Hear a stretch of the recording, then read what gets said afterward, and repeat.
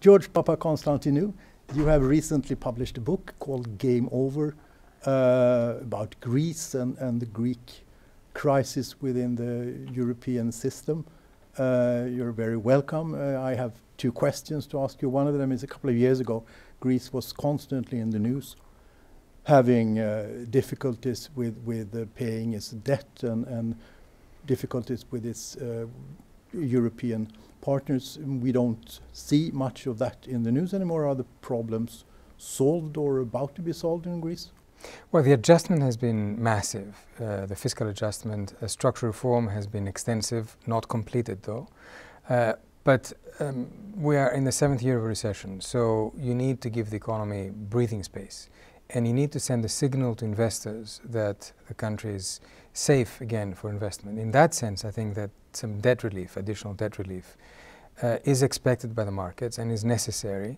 But I would say it is also not sufficient because it needs to go hand in hand with deep institutional reform. So some conditional debt relief that allows the uncertainty of the debt overhang over the medium term to lift, together with continued reforms, is I think what is necessary and what I'm expecting from our European partners and the IMF. The European debate these days is very much centered about the issue of a Brexit, about the UK leaving the European Union.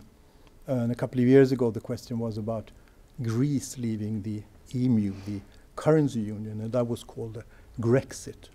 And in many countries this question is popping up. People have coined the term Swexit for Sweden, and for all countries this is now and then sort of debate is coming up. Is that topic on the agenda in Greece again, or has it sort of left the agenda? Well, there is no desire or appetite for Greece to leave the Eurozone. I think that has been proven very clearly. However, I think that we are now moving from we have already moved from a specific Greek crisis to a broader Eurozone crisis, and following the Brexit decision, to a broader European Union existentialist crisis. Yeah. So what we used to think was simply some needed construction repairs to the Eurozone institution architecture are now turning up to be deeper existentialist issues about where Europe is going.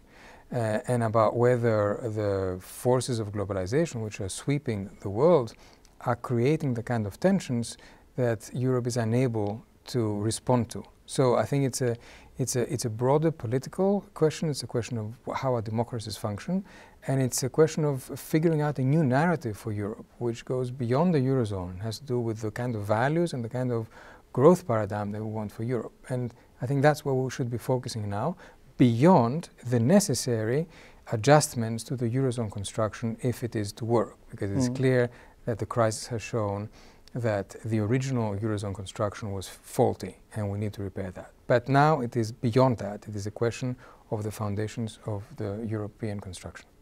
But Greece is, so to speak, on the right track or Greece improving. It's not a track which leads out of the No, Greece is improving, even though it goes back and forth in many ways. I feel that in 2015 we took a big step backwards, and I do believe that the problem with Greece at the moment is political, and it will be very hard to be convincing to the rest of the world about the real desire to modernize the country without some political change in the country. However, a lot of the fundamentals are now better than they used to be in terms of a primary surplus, for example, in terms of the structural reforms being implemented, but they're not enough. It's clear it needs to continue, and it is also clear that you need the debt relief that we discussed before to clear the air and allow investors to come in, because growth will never come back to Greece without massive inward foreign investment.